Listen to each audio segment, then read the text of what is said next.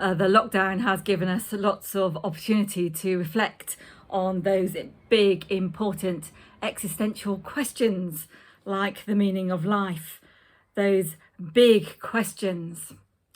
Well, I have been thinking about why are dusters yellow? Needless to say, I couldn't find a duster in the house to wave at you now to prove that they're always yellow, but they are. Evidently, no one really knows why. One answer is that they used to be the butter muslins that were being recycled in households and they'd been stained yellow by the butter pats. Another reason is that the boats used to come into port. They would fly a big yellow flag to show that everybody on board was disease-free. The colour yellow then became associated with cleanliness. So you can take your pick. Are dusters yellow because of butter muslins, or are they yellow because they say they are clean? I expect a lot of you listening today have been using this enforced lockdown as an opportunity to get on with all those spring cleaning jobs. The jobs that are always on that to-do list, those to-dos that never quite get done. Well, that's if you live in this house anyway.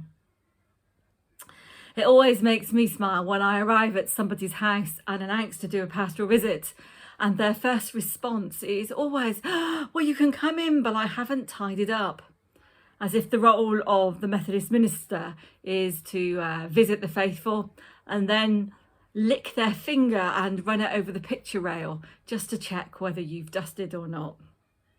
Believe you, I have enough dust of my own. I don't need to be checking on yours.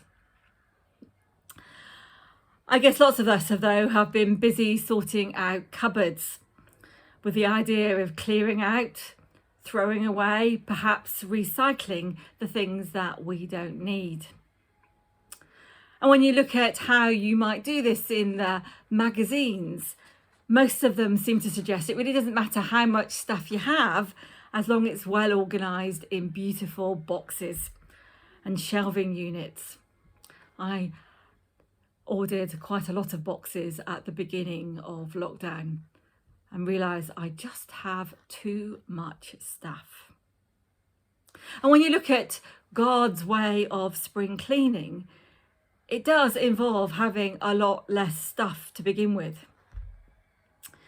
In the parable that Jesus tells in Luke 12, there is a rich farmer who's run out of room for all his crops.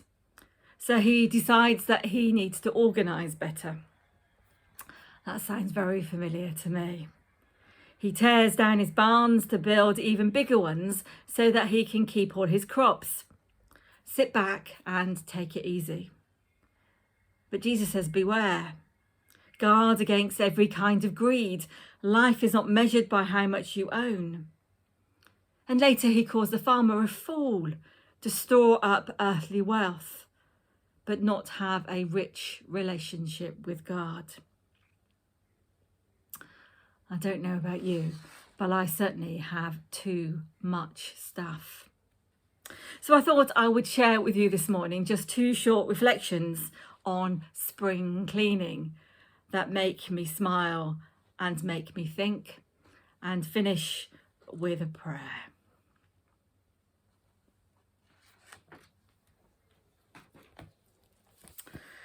Claire was in the midst of one of those mundane, necessary, seemingly meaningless tasks, shoveling out her small son's untidy room, when she came upon a kaleidoscope.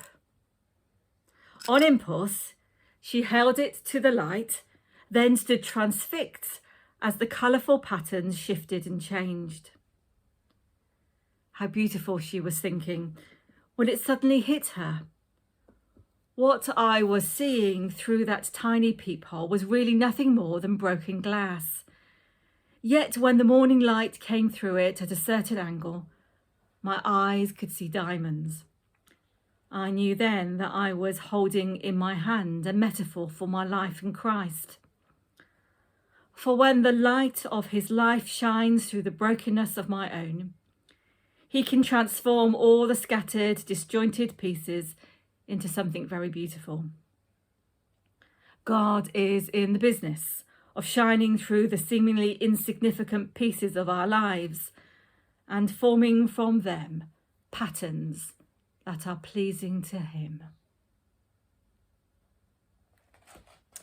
I don't know about you, but I seem to spend a lot of time shoveling out, not my small son's rooms, but my big son's rooms. And then, you may have heard this before, a better take on Corinthians that always makes me smile. If I live in a house of spotless beauty with everything in its place, but have not love, I am a housekeeper, not a homemaker.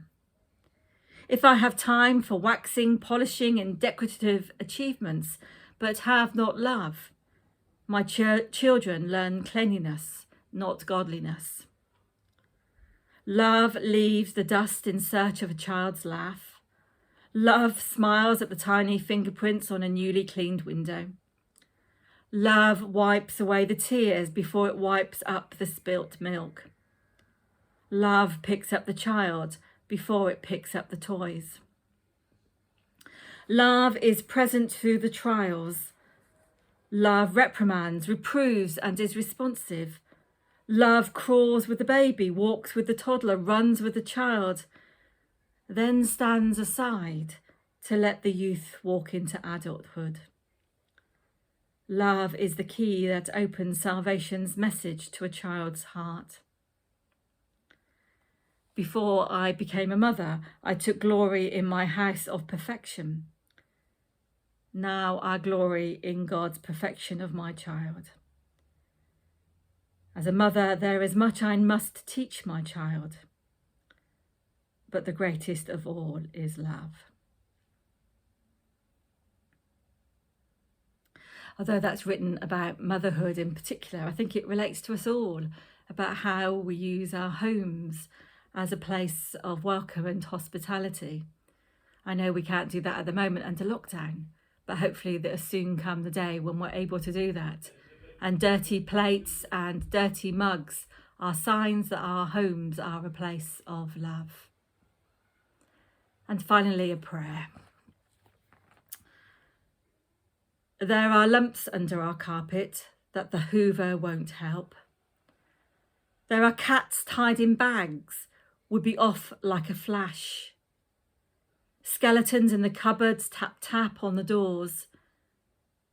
There is nothing hidden, but that's going to get out.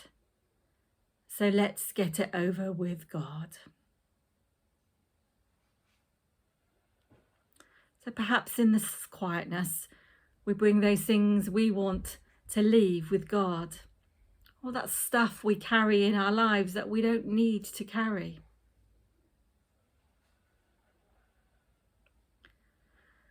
There's a pile at the foot of the cross of the things we could do without.